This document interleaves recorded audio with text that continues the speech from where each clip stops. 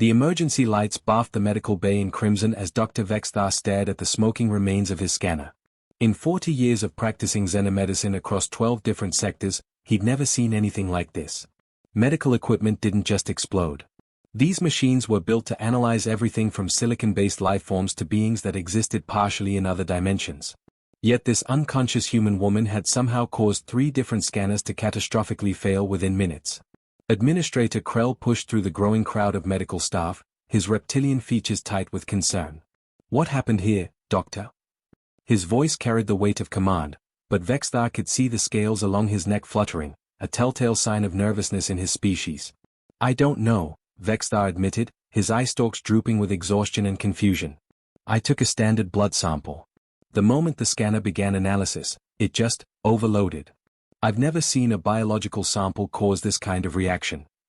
The woman lay perfectly still on the examination table, her chest rising and falling with steady, rhythmic breaths. She wore a strange uniform made from materials that predated anything in their database, some kind of synthetic weave that their preliminary scans suggested was designed to withstand extreme temperatures and radiation. Her pale skin showed no signs of injury despite being pulled from a vessel that looked like it had been drifting through space for centuries. "Try again," Krell ordered, gesturing to the backup equipment. "We need to know what we're dealing with." Vexthar's assistant, a young Quellan named Ryn whose spotted skin still showed the bright colors of youth, wheeled over a fresh scanner. His 3-fingered hands trembled slightly as he calibrated the machine. "Sir, maybe we should wait. If the equipment keeps failing." "We don't have time to wait," Krell interrupted. "That ship she came from is unlike anything we've encountered. If she's carrying some kind of pathogen, some biological weapon, we need to know now before we risk the entire station." The second scanner hummed to life, its crystalline display panels glowing with soft blue light. Vexthar carefully inserted the blood sample, watching the machine's readouts with intense focus. For 3 seconds, everything seemed normal. The scanner's analytical algorithms began processing the sample, breaking down its components, identifying cellular structures. Then the temperature gauge spiked. The machine's hum turned into a high-pitched whine. Vexthar barely had time to jump back before the entire scanner melted, its internal components liquefying into a pool of slag that hissed and bubbled on the medical bay floor. "Everyone back!" Krell shouted, pulling a young intern away from the steaming puddle of metal. The acrid smell of burning circuitry filled the air, triggering the station's ventilation systems. Ryn stared at the destruction with wide eyes. "How is that even possible? These scanners are rated to withstand plasma exposure. They are built to analyze samples from radioactive worlds. What could generate enough energy to?" "Bring the heavy-duty scanner from the isolation ward," Vexthar said quietly. His mind raced through possibilities, each more disturbing than the last. "The one we use for quarantine cases." The third scanner arrived within minutes, carried by 2 burly Crothian orderlies whose 6 arms made the massive machine look almost portable.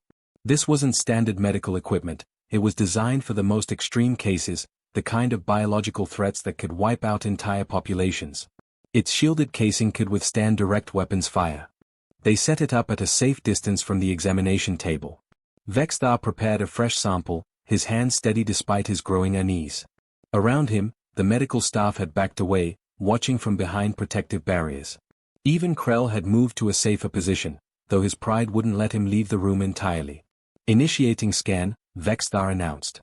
He pressed the activation button and held his breath. The scanner powered up normally. Its display screens flickered to life, showing the standard array of analytical tools. The blood sample entered the analysis chamber. For a moment, Vexthar dared to hope this one would work. Then nothing. The scanner didn't explode or melt. It simply shut down. Every screen went dark. Every indicator light died. The machine stood there like a dead monument, completely unresponsive. "It won't even turn back on," Ryn whispered, pressing buttons frantically. "It's like something drained all the power, burned out every circuit simultaneously." Krell stepped forward, his earlier anxiety replaced by something closer to fear. "Pull up the last readout. What did we get before it died?" Ryn's fingers flew across a backup terminal, accessing the station's main computer. The data from the first scanner, the brief moment before it exploded, appeared on screen. The medical bay fell silent as everyone read the message displayed in stark red letters. "Species not in database. Error, biological parameters exceed maximum thresholds. Warning, Sample contains cellular structures inconsistent with known evolutionary patterns. Warning, genetic optimization detected beyond natural limits. Warning, energy output per cell exceeds safety parameters by factor of 300%. Critical error, unable to classify organism. Recommend immediate quarantine and... The message ended there, cut off when the scanner had died. Vexthar felt a chill run through his body despite his species' cold-blooded nature. That's impossible, he breathed. The Galactic database contains genetic information for every sentient species discovered in 10,000 cycles of exploration. Every single one. Even extinct species, even prehistoric organisms preserved in fossil records. Then she's not from any known species, Krell said slowly. She's something new. Or something very, very old. Check her ship's registration, Vexthar ordered. Find out where she came from. The wait felt eternal, though in reality it took less than 5 minutes for the station's computers to analyze the derelict vessel. When the results came back, they raised more questions than they answered. The ship's design predated the Galactic Concordance itself, older than the oldest known civilization in their records. Its hull bore markings in a language that matched nothing in their extensive linguistic databases. The materials used in its construction suggested technology that was either incredibly primitive or so advanced it appeared primitive. And stamped on every bulkhead, every control panel, every door, was a single word in angular, geometric script that the computers struggled even to render properly. Prometheus. What does it mean? Hawaiian asked. Unknown, the computer responded in its flat, emotionless voice. Language pattern does not match any recorded system. Symbol structure suggests alphabetic rather than logographic writing. Closest approximation to pronunciation, Prometheus. Krell stared at the unconscious woman with new intensity. Get Counselor right here immediately. Tell him we found something that shouldn't exist. As if responding to their attention, the woman's vital signs suddenly spiked on the monitors. Her heart rate increased, her breathing deepened. But what caught everyone's attention was the readout showing her cellular activity. Even with the scanners destroyed, the basic biometric sensors still functioned, and what they showed defied medical science. Her cells were regenerating at an impossible rate. A minor bruise on her arm that had been visible minutes ago was fading before their eyes.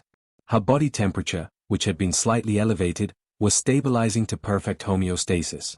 Every system in her body was functioning at what appeared to be optimal efficiency. She's healing, Vexthar said in wonder. Without any medical intervention, without any technology we can detect, her body is repairing itself at speeds that should be impossible. The woman's breathing remained steady and calm, her face peaceful. She looked human, a species that matched descriptions in their oldest historical archives, beings who supposedly existed somewhere in the distant past or perhaps in far-off galaxies. But those were legends, myths told around data terminals late at night. This woman was real. Her blood had destroyed their equipment. Her body defied their understanding of biology. And somewhere in the void of space, her ancient ship waited, holding secrets that might rewrite everything they knew about the galaxy's history. Dr. Vexthar stood before the assembled team of scientists, his eye stalk sweeping across the most brilliant minds the sector had to offer. The conference room buzzed with nervous energy as specialists from a dozen different worlds waited to hear what had prompted such an urgent summons. Behind him, through the reinforced observation window, the unconscious human woman lay on the medical table, completely unaware of the storm of confusion she'd created. 3 days ago, we attempted to scan this individual, Vexthar began, his translator converting his clicking speech into standard Galactic. Every piece of advanced diagnostic equipment we have either exploded, melted, or shut down completely. Today, we're going back to basics. I need you all to examine her using only visual observation and manual tools. No scanners, no automated systems.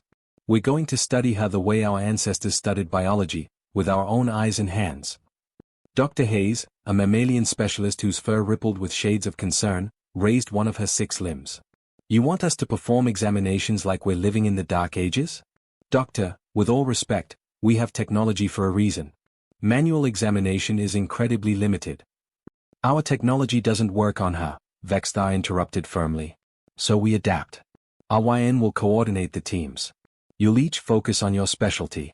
I want bone density analysis, muscle tissue composition, cardiovascular efficiency, neural structure, everything.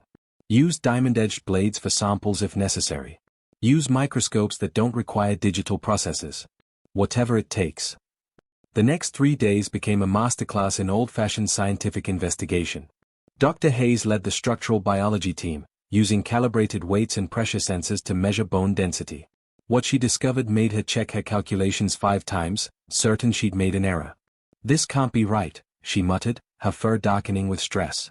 She called over Dr. Brooks, an insectoid specialist whose compound eyes could detect structural details invisible to most species. "Look at these readings. Tell me I'm wrong." Dr. Brooks leaned in, his mandibles clicking as he processed the information. He remained silent for a long moment before finally speaking. "You're not wrong. Her skeletal structure is. I don't even know how to describe this properly." By the end of day 3, the team reconvened in the conference room. The atmosphere had changed completely. Where before there had been curiosity and professional interest, now there was something closer to fear. Dr. Hayes stood at the front, her usually steady voice trembling slightly as she pulled up her findings on the old-style projection screen. "Her bone density is triple what should be physically possible for a bipedal organism of her size," she announced, and the room erupted in shocked murmurs. She raised her voice to continue. "According to every law of physics we understand, she should collapse under her own weight. The stress on her joints alone should make movement impossible. Yet the biometric monitors show she has normal mobility patterns during her sleep cycles. She shifts position, her muscles respond to stimulus, everything functions as if this impossible bone structure is completely normal for her." "Could it be artificial reinforcement?" someone asked from the back. "Some kind of molecular augmentation?" "We checked for that," Hayes replied, shaking her head. "There's no technology embedded in the bone structure. No nanites, no metallic compounds, no synthetic materials. This is biological bone tissue, just impossibly dense. It's as if evolution decided to ignore the laws of structural engineering." Dr. Brooks took over, his mandibles clicking rapidly, a sign of extreme agitation in his species. "The muscle tissue is even more disturbing. I've analyzed protein chains from over 300 species in my career. I thought I'd seen every possible configuration that biology could produce. I was wrong." He displayed microscopic images on the screen, showing intricate molecular structures that seemed to spiral and connect in ways that shouldn't work. "These protein chains don't match anything in our database. The efficiency of energy conversion is beyond what natural evolution should produce. When we stimulated a small tissue sample with electrical impulses, the response time was instantaneous. No delay, no lag, just immediate contraction and relaxation." "What does that mean in practical terms?" Administrator Krell asked from his position at the back of the room. Brooks turned to face him directly. "It means her muscles can respond to neural commands faster than our instruments can measure. It means she could theoretically move with speed and precision that would make her appear almost superhuman compared to most species in the concordance. The efficiency it's like someone sat down and designed the perfect muscle tissue from scratch, optimizing every aspect for maximum performance." A young researcher raised a tentative hand. "Could this be the result of genetic engineering? Maybe her species developed advanced modification techniques."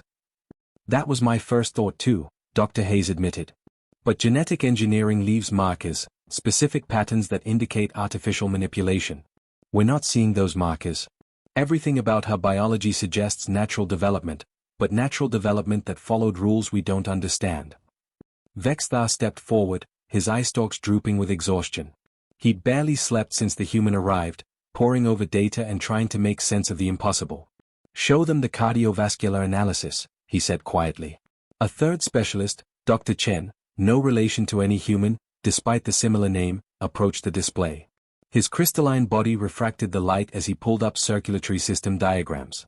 "Her blood is perhaps the most fascinating and terrifying aspect of her biology. The oxygen-carrying capacity is roughly 4 times higher than any species we've documented.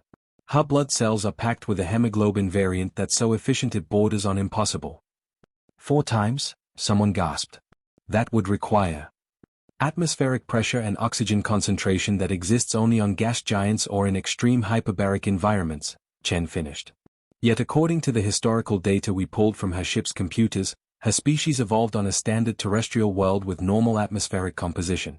Somehow, her biology adapted to extract and utilize oxygen at efficiency levels that should require completely different environmental pressures." The implications hung heavy in the air. Dr. Hayes pulled up a comparison chart showing oxygen efficiency across known species. The human's results sat so far above the next highest measurement that it looked like a mistake, like someone had accidentally added an extra zero to the calculation. "There's more," Vexthar said, his voice grim. "Show them the regeneration footage." The screen switched to a time-lapse video taken over the past 72 hours. It showed a small incision on the human's arm, a minor cut made during tissue sampling. The team watched in silence as the wound visibly healed, the edges knitting together, new skin forming over the gap, until within 6 hours the cut had vanished completely, leaving not even a scar. That's not possible," someone whispered. "We tested it multiple times," Vexthar confirmed. "Every injury we create for sampling purposes heals at roughly the same rate. Her cellular regeneration operates at speeds we've only seen in species with active nanotechnology or advanced medical implants. But we found no technology in her body. This is purely biological." Dr. Brooks leaned forward, his compound eyes reflecting the light oddly. "I need to say something that's going to sound insane, but I think we're all thinking it. This level of optimization, this degree of biological perfection, it doesn't happen through random mutation and natural selection. Evolution is messy, inefficient. It creates organisms that work well enough to survive, not organisms that are optimized to this degree." "What are you suggesting?" Krell demanded. "I'm suggesting that someone or something deliberately engineered this species," Brooks said flatly. "Every aspect of her biology shows signs of intentional design. The bone density for durability, the muscle efficiency for performance, the regeneration for longevity, the oxygen processing for endurance. It's like someone took the concept of a humanoid form and perfected it, created the ultimate version of what a biological organism could be." The room fell into stunned silence. The implications were staggering. If this woman's species had been deliberately designed, who had done it? And why? And perhaps most disturbing of all, where were the rest of them? Dr. Hayes spoke up again, her voice barely above a whisper. "There's one more thing. We analyzed her neural tissue. The brain structure shows capacity for processing and memory storage that exceeds our most advanced species by significant margins. If she were conscious and functioning normally, her cognitive abilities would likely be extraordinary. So we have a being with unbreakable bones, super-efficient muscles, regenerative healing, enhanced oxygen processing, and superior intelligence," Krell summarized slowly. "A being whose biology was apparently designed rather than evolved. A being who arrived in a ship older than our civilization." He paused, looking at each scientist in turn. "What, exactly, have we found?" Nobody had an answer. The human woman continued sleeping, her vital signs perfect, her impossible body a mystery wrapped in questions that challenged everything they thought they knew about biology, evolution, and the history of life in their galaxy. "Retry us." The monitoring station erupted in chaos. Alarms didn't sound, there was no warning, no gradual increase in brain activity, no changes in heart rate to signal consciousness returning. One moment the human woman was in deep stasis sleep, and the next her eyes simply snapped open, as if someone had flipped a switch. Dr. Vexthar's eye stalks whipped toward the observation window just in time to see those eyes lock onto him. They were predatory eyes, the kind evolution designed for hunting, for tracking movement, for assessing threats. Both eyes faced forward, providing depth perception that most species only achieved through technological aids. And they were aware, not the confused, disoriented gaze of someone waking from medical sedation, but sharp, calculating, immediately processing her surroundings. In the observation room, 3 junior researchers took one look at those eyes tracking them through the glass and bolted for the exit. Their flight response triggered instinctively, some deep part of their brains recognizing an apex predator when they saw one. Vexthar couldn't blame them. Even through reinforced glass, even knowing the woman was unarmed and alone, those eyes made something primitive in his own mind scream danger. The woman sat up in one fluid motion, and that's when Vexthar felt his blood run cold. She'd suffered impact trauma when they pulled her from the wreckage. Her medical charts showed deep tissue damage, fractured ribs, extensive bruising across her torso and legs. Those injuries should have kept her flat on her back for weeks, should have made even breathing painful. Yet she moved like there was nothing wrong, her body responding with perfect coordination and zero hesitation. Her head swiveled slowly, taking in every detail of the medical bay. Those forward-facing eyes tracked across the alien equipment, the unfamiliar architecture, the observation window where Vexthar and his remaining team stood frozen. There was intelligence in that gaze, but also something else, an assessment, a calculation of odds, a warrior's evaluation of a battlefield. "Doctor," Awayan whispered beside him, his young voice tight with fear, Should we activate the containment fields?" "Not yet," Vexthar replied, though his own hearts were racing. We don't want to appear hostile. Just, everyone stay calm. Let her process the situation. The woman's lips moved, forming words in a language the universal translator struggled to interpret. The device, which could handle over 10,000 documented languages, including dead dialects and machine code, sparked and stuttered like it was trying to decode something completely outside its programming. Fragments came through, words emerging from static and confusion. How long?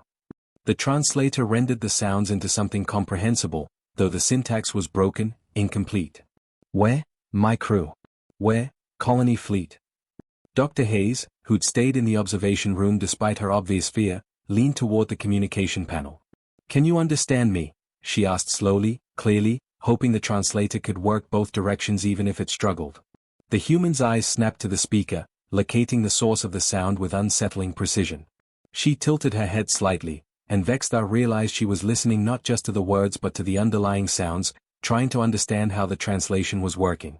Understand, some, the woman said, her voice becoming clearer as the translator adapted to her speech patterns. You speak different. Machine voice. Translation? Yes, Vexthar called out, stepping closer to his own microphone. The universal translator is converting our languages. Your speech patterns are new to it. The device is learning as you talk. Please, keep speaking. It will improve. The woman's expression shifted slightly, not quite a smile, but something that might have been approval. Smart. Adaptive system. Her words came through more clearly now as the translator built a working model of her language. I am Captain Rebecca Torres, United Earthship Prometheus, Colonial Fleet Designation 7. She paused, her eyes scanning the room again with that disturbing intensity. Where am I? What happened to my ship? Where is my crew? You're on Galactic Medical Station Omega, Vexthar explained carefully. We found your vessel drifting near the outer rim. It was badly damaged, life support barely functional. You were in some kind of stasis pod. We brought you here for treatment. Rebecca's face, and the translator was getting good enough now that Vexthar could read the subtle emotional cues in her expression, showed a flicker of confusion, then concern. The outer rim? That's not, we were supposed to be in the settlement corridor. The charts showed. She trailed off, and her next question came with an edge of urgency that made the translator's tone shift noticeably. What year is it? Galactic Standard Calendar, if you use one. How long since the Exodus? Administrator Krell, who'd been watching from the back of the observation room, stepped forward. We use a standardized calendar based on the founding of the Galactic Concordance. The current cycle is 10,247. Rebecca stared at him, and for the first time since waking, her composure cracked. The color drained from her face, a physiological response Vexthar recognized from other mammalian species, blood draining from surface capillaries in response to shock. No, that can't be right. We left Earth 12,000 years ago, yes, but stasis was calibrated for 60 years of travel time. 60 years. We were supposed to wake up in a new system, ready to begin colonization. Not. Her voice wavered. Not thousands of years later. The medical bay fell silent except for the quiet hum of equipment and the soft whisper of ventilation systems. Vexthar watched as the human processed information that would have broken most species. Her crew was gone. Her mission had failed. Everything and everyone she'd known was dust scattered across millennia. But she didn't collapse. She didn't scream or weep or shut down. Instead, she took a deep breath, her impossibly efficient lungs filling completely, and visibly steadied herself. The translator caught her next words perfectly. Then I need information. My ship, is it salvageable? The computer core, the data banks, the navigation logs.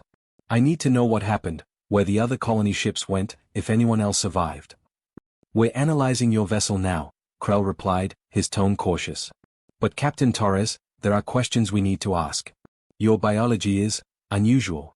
Our medical scanners couldn't process your genetic information. Your physical capabilities exceed what we thought was possible. We need to understand. What am I? Rebecca finished for him, and there was something hard in her voice now. She swung her legs off the medical table, and several observers flinched at the casual display of mobility that should have been impossible with her injuries. I'm human. Homo sapiens. Earthborn, though genetically optimized for colonial adaptation. Standard procedure for long-range settlement missions. She stood up fully, and even though she was smaller than most species in the room, there was something commanding about her presence. We enhanced ourselves before leaving Earth. Stronger bones for high-gravity worlds. More efficient muscles for survival in harsh environments. Accelerated healing for locations without advanced medical facilities. Enhanced cognitive processing for problem-solving in unknown situations. You designed yourselves? Dr. Hayes asked, her scientific curiosity overcoming her fear. Your entire species underwent genetic modification. Not the entire species, Rebecca corrected. Earth's population stayed baseline. But colonial volunteers? Yes. We were going to worlds that might kill us, facing challenges we couldn't predict. We gave ourselves every advantage we could. She looked down at her hands, flexing her fingers slowly. Though clearly something went wrong. The stasis wasn't supposed to last this long. The neural integration, she paused, her expression distant. I can feel the ship. Not my ship, your station. There are protocols active in your computer systems. Old protocols. Ancient ones. They're responding to my neural implants. Vexthar's eye stalk straightened in alarm. What do you mean, responding? Rebecca's eyes refocused on him, and there was something apologetic in her expression. Humans don't just optimize biology. We integrate technology. Neural implants let us interface directly with our ship systems. And apparently, after 12,000 years, your civilization built its infrastructure on top of our old networks. She tilted her head slightly, as if listening to something no one else could hear. Your station computer has 17 active connections to systems you don't even know exist. Ancient defense satellites, navigation beacons, automated research stations. All of them built by colonial fleet support vessels that came through here thousands of years ago. The observation room erupted in panicked chatter. Krell's scales rippled with barely contained alarm. Are you saying there are armed human systems throughout our space? Systems that respond to your commands.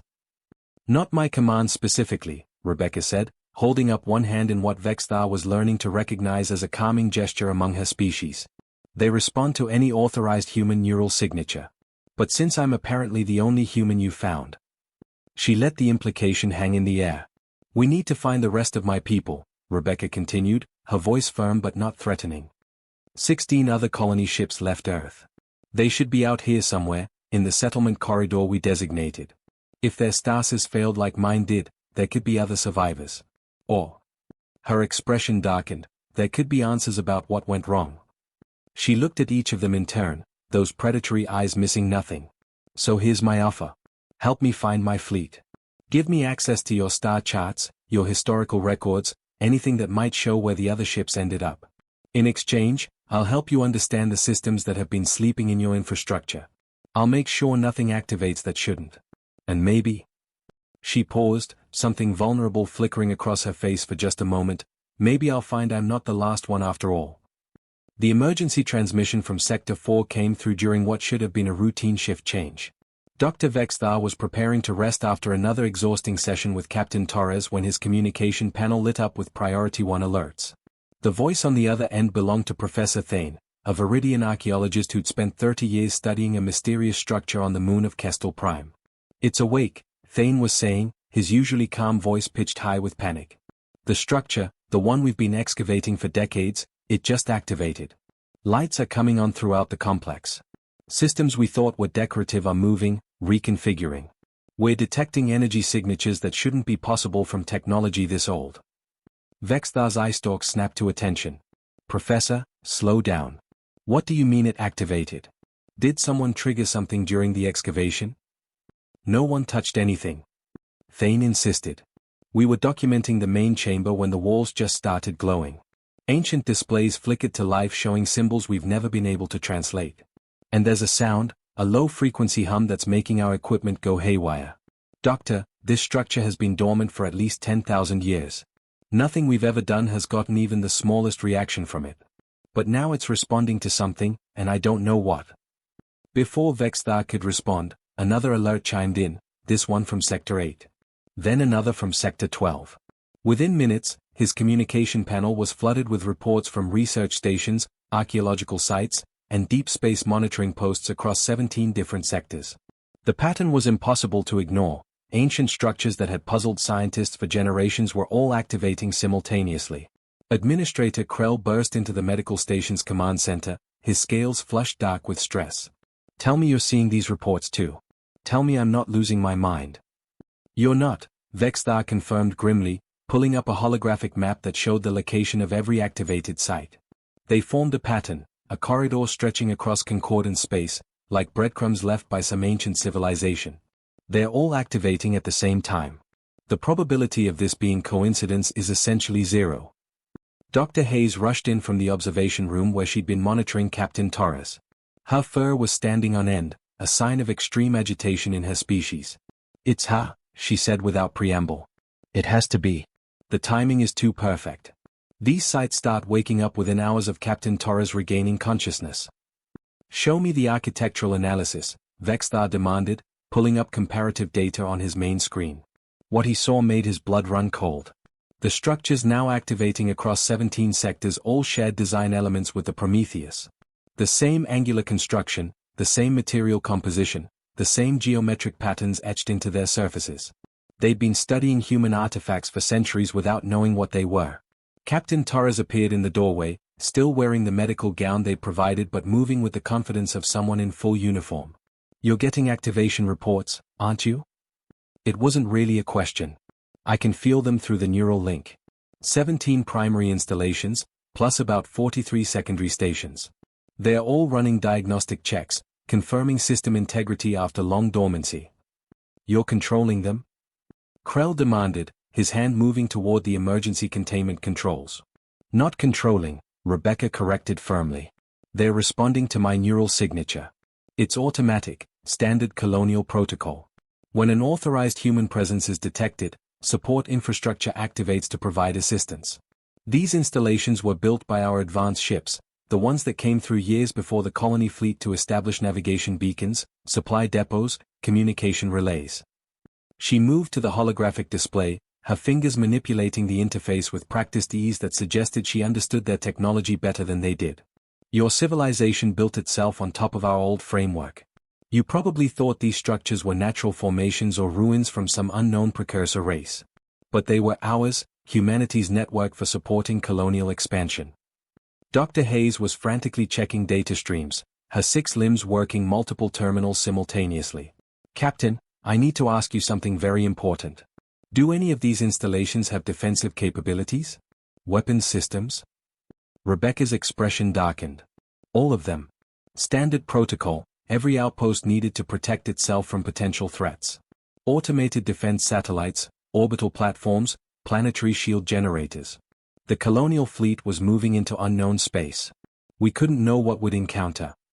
As if on cue, the Deep Space Monitoring Station transmitted new data that made everyone in the command center freeze. Objects they'd catalogued as inert stellar debris, chunks of dead satellites and space junk that had been drifting in predictable orbits for as long as anyone could remember, were moving. Their trajectories were changing, their positions shifting in ways that suggested active maneuvering rather than random drift. Oh no, Rebecca breathed, her face going pale as she accessed the data through her neural link. They're not debris. They're Sentinel platforms.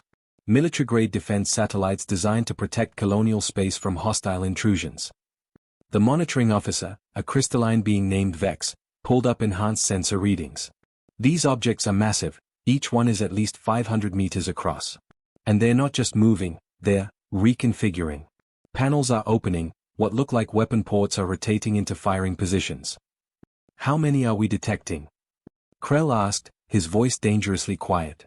37 in our immediate sensor range, Vex reported. But if they follow the same distribution pattern as the activated ground installations, there could be hundreds throughout concordant space. Rebecca was working frantically at the console, her enhanced cognitive processing allowing her to absorb information faster than anyone else in the room. They're running threat assessment protocols. Right now they're in standby mode, evaluating the current situation. But if they determine that human colonial interests are threatened, they'll move to active defense posture. What does active defense mean exactly? Dr. Hayes asked, though her tone suggested she already feared the answer. It means they target anything they perceive as a threat to human presence and neutralize it, Rebecca said flatly.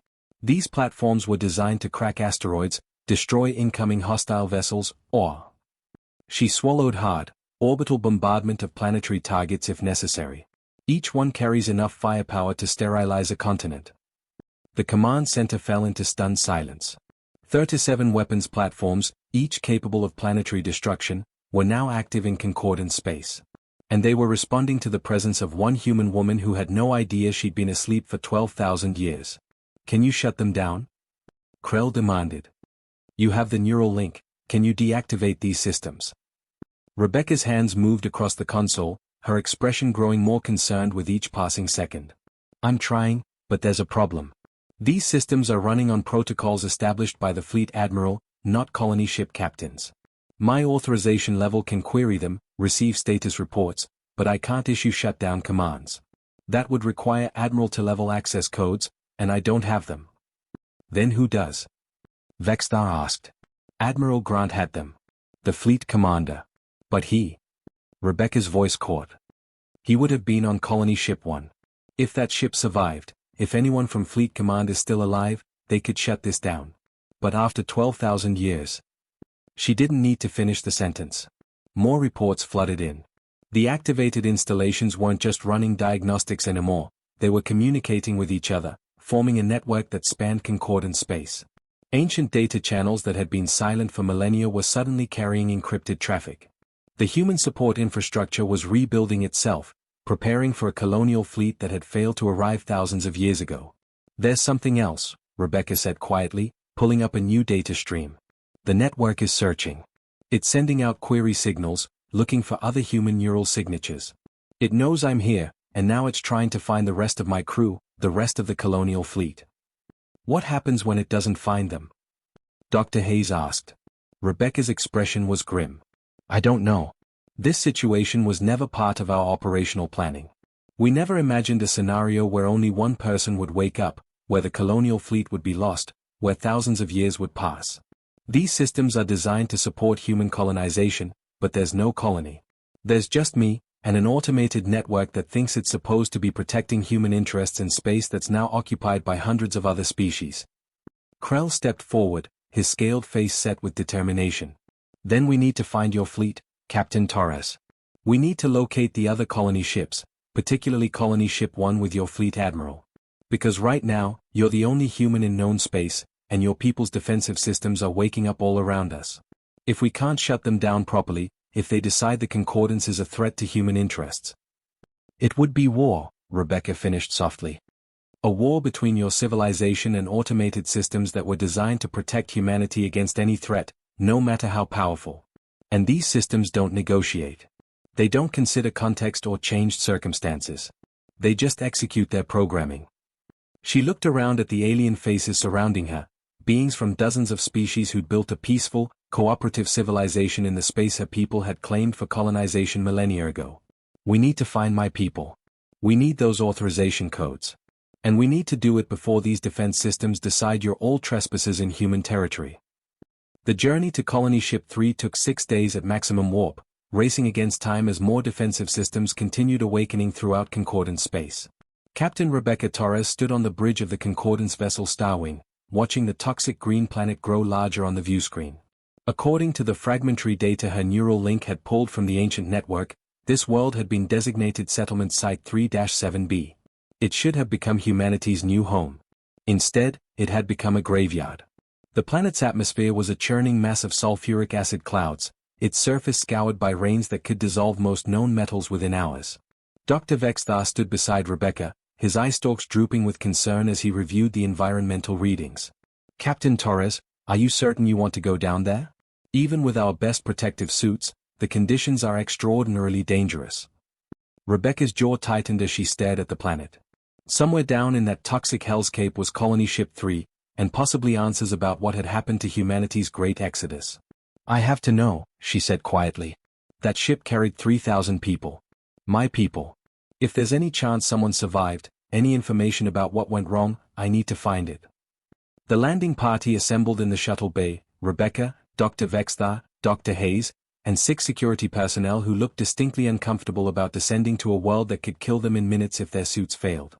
The environmental suits they wore were the best concordance technology could provide, multi-layered protection against heat, acid, and radiation. Rebecca checked her seals 3 times, her enhanced cognitive processing running through every possible failure scenario. The descent through the atmosphere was violent, the shuttle shaking as it pushed through storm systems that had raged unabated for thousands of years. Through the viewports, Rebecca caught glimpses of the surface, a nightmare landscape of corroded rock formations and lakes of bubbling acid. And there, sprawled across a wasteland that stretched to the horizon, was the wreckage of Colony Ship 3. The ship had been enormous once, a vessel designed to carry 3,000 people across the vast emptiness between galaxies. Now it was a skeleton, its hull eaten away by centuries of acid rain, its internal structures exposed like the ribs of some massive dead creature. Sections of the ship had collapsed entirely, while others remained partially intact, protected by the same advanced materials that had allowed the Prometheus to survive 12,000 years in space. Rebecca was the first out of the shuttle, her boots crunching on crystalline formations that might have once been metal deck plating. The suit's heads-up display showed radiation levels at the edge of acceptable limits and corrosive compounds in the air that would burn through unprotected flesh in seconds. But she barely noticed the danger readings. All she could see was the destroyed ship, the failed colony, the death of everything her people had hoped to achieve. The stasis pods were in the central core, she said, her voice tight with emotion as she checked the ship's schematics through her neural link. This way. They moved through the wreckage carefully, navigating twisted corridors and collapsed sections. The ship's interior was a maze of destruction, but Rebecca's enhanced spatial processing and connection to the ship's dormant computer systems guided them unerringly toward the center. Along the way, they passed what remained of the colonists' lives, corroded furniture, dissolved personal items, chambers that had once held families dreaming of a new world. The stasis section was a massive chamber in the ship's heart, protected by redundant shielding that had partially survived the millennia. Row upon row of stasis pods stretched into the darkness, each one a sealed capsule that should have preserved a human life in suspended animation. Rebecca approached the nearest pod, her hand trembling as she brushed away corrosive residue to reveal the viewing panel. Empty. The pod's seals had failed, its contents long since dissolved by the planet's hostile chemistry. She moved to the next pod, and the next, finding the same story repeated 3,000 times. Every single colonist was gone, their remains scattered to the toxic winds of a world that had killed them in their sleep. Dr. Hayes placed a gentle hand on Rebecca's shoulder as the human stood frozen before a pod that had held a woman roughly her own age. "I'm so sorry, Captain. There's nothing left." Rebecca nodded silently, unable to speak past the grief closing her throat. 3,000 people. 3,000 dreams of a new life, a new world, a future for humanity among the stars. All of it gone, dissolved into toxic waste on a planet that should never have been a settlement site. "Captain," Dr. Vexthar called from deeper in the chamber, "there's still power in the ship's core. The AI vault appears intact." Rebecca wiped her eyes and straightened her shoulders. Grief could wait. Right now, she needed answers. They descended through maintenance shafts and emergency access tunnels, moving deeper into the ship until they reached the central AI core. The vault was a fortress, protected by layers of shielding designed to survive anything short of the ship's complete destruction. Rebecca placed her hand on the access panel, and her neural implants interfaced with the security system. Authorization: Torres, Rebecca. Captain. Colonial Fleet 7. Override command: Prometheus. For a moment, nothing happened. Then lights flickered to life throughout the vault, systems that had been dormant for thousands of years awakening at a human touch. The AI's holographic interface materialized in the center of the room, a simple geometric form that pulsed with soft blue light. Captain Torres acknowledged, the AI said in a flat, synthetic voice that nonetheless made Rebecca's heart ache with familiarity. It was a human voice, human programming, a fragment of her lost civilization. Logged. This unit has maintained records as per protocol. Reporting status of Colonial Fleet mission. Report, Rebecca managed, her voice barely steady. The AI's recitation was clinical, emotionless, which somehow made it worse. Colony Ship 3 had reached this system and found the designated settlement world unsuitable, atmosphere composition wrong, radiation levels too high, tectonic instability. But their stasis systems were already failing, a cascade of malfunctions spreading through the ship's life support. They'd had to land, had to try to wake the colonists and adapt, but the planet's environment had overwhelmed their failing systems. Within 2 years of landing, everyone was dead. Status of other colonial vessels? Rebecca asked, dreading the answer. The AI pulled up records that made her knees weak. 17 colony ships had launched from Earth.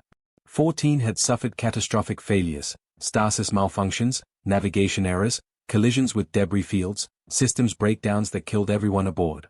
2 ships, including Prometheus, had gone silent without sending final status reports. The AI designated them as presumed lost. Only one colony ship had successfully made landfall, Colony Ship 9. Its final transmission, sent 200 years after arrival, spoke of initial success, then genetic problems, then plague. The colonists had watched helplessly as some kind of biological degradation killed them slowly, their optimized genetics breaking down in ways they couldn't fix with their limited medical technology. All colonial vessels presumed failed, the AI concluded. Mission status, total loss. Human colonization of Andromeda Galaxy, unsuccessful. Rebecca stood motionless, processing the magnitude of the catastrophe. 17 ships. 51,000 people. The best and brightest humanity could offer, all volunteers, all willing to leave everything behind for a chance to give their species a new beginning. And all of it had failed. Additional files, the AI said, its voice cutting through her spiral of grief. Personal message from Fleet Admiral Kyle Grant, recorded year 17 of mission. Priority Alpha. Would you like to view? Rebecca nodded, not trusting her voice. The hologram shifted, and suddenly she was looking at a man, human, weathered, exhausted. Admiral Grant looked like he'd aged 20 years in the 17 since launch. His uniform was worn, his eyes haunted. If you're seeing this, Grant's recorded image said, then the worst has happened. Our stasis systems are failing across the fleet. Our colonies are dying. The mission we planned for decades, the hope we carried for humanity's future, is collapsing. He paused, rubbing his face with both hands. But we didn't survive a million years of evolution by betting everything on one strategy. Rebecca leaned forward, her heart suddenly racing. 6 months ago, we initiated contingency protocol Genesis, Grant continued. 17 million volunteers, colonists from ships that were already failing, people who knew they were dying anyway, underwent genetic regression. We stripped away every enhancement, every optimization, every improvement we'd made to ourselves. We made them baseline human again, as primitive as our ancestors were 50,000 years ago. The Admiral's eyes were wet with tears. We scattered them across habitable worlds throughout this galaxy. We gave them nothing, no technology, no tools, no memory of who they were. Just baseline human biology and the will to survive. Most will die. Predators will get some. Disease will take others.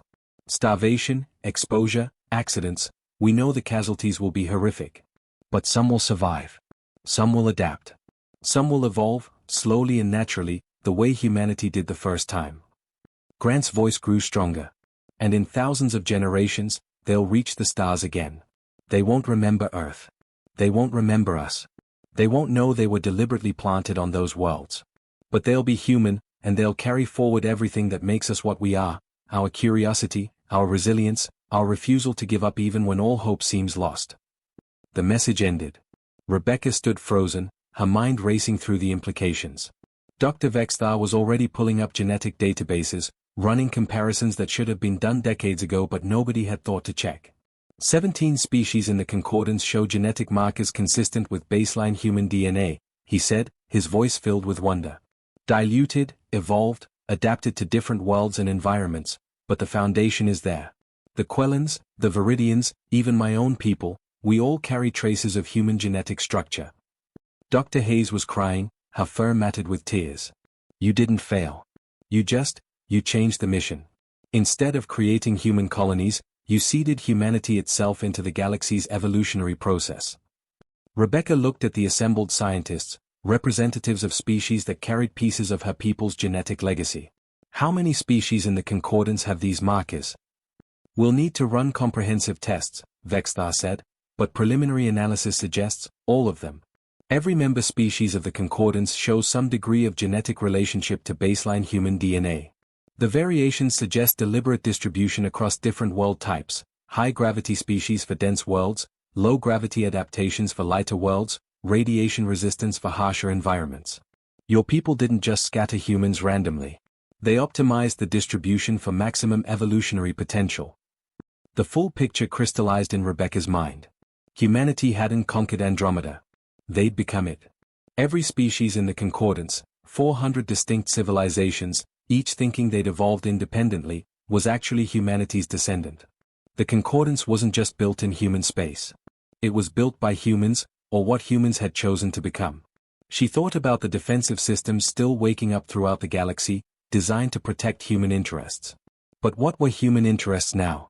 Not territory or resources or military dominance. The Concordance itself was humanity's true legacy, a diverse, peaceful, cooperative civilization that spanned the galaxy, united by bonds of genetic heritage none of them had known existed. Rebecca made her decision. She accessed her neural link and broadcast across the entire human defense network, using every ounce of authority her position granted. This is Captain Rebecca Torres of Colony Ship 7, issuing fleet-wide directive under emergency protocols. All defensive systems are to stand down immediately. Current inhabitants of designated colonial space are not hostile forces. They are the descendants of Protocol Genesis, our people, evolved and adapted for this galaxy. The mission succeeded. We're home. One by one, across 17 sectors, the ancient weapons systems acknowledged her command and entered dormant mode. Not shut down, Rebecca didn't have the authority for that, but no longer primed for conflict. The immediate crisis was averted. Back on Medical Station Omega, Rebecca stood before the Galactic Council, representatives of 400 species who now knew they were all connected by blood older than their civilizations. I won't claim territory, she told them. I won't demand anything based on ancient colonial charters. But I would like a position, if you'll have me. What position? Counselor Wright asked, his ancient eyes reflecting curiosity. Keeper of Origins, Rebecca said. Someone to remember where you all came from, to maintain the archives, to be a bridge between humanity's past and your present. You built something beautiful here, something better than my people ever imagined. I'd like to be part of it, if you'll let me. The vote was unanimous. The Concordance gained its first official Keeper of Origins, and humanity gained a future it had earned through sacrifice 12,000 years ago. On worlds across the galaxy, a new holiday was born, Remembrance Day, honoring the species that had loved the stars so much, they chose to become them rather than conquer them. And Captain Rebecca Torres, last of the colonial fleet, smiled through her tears, knowing that humanity hadn't died after all. They had simply evolved into something far more wonderful than anyone could have planned.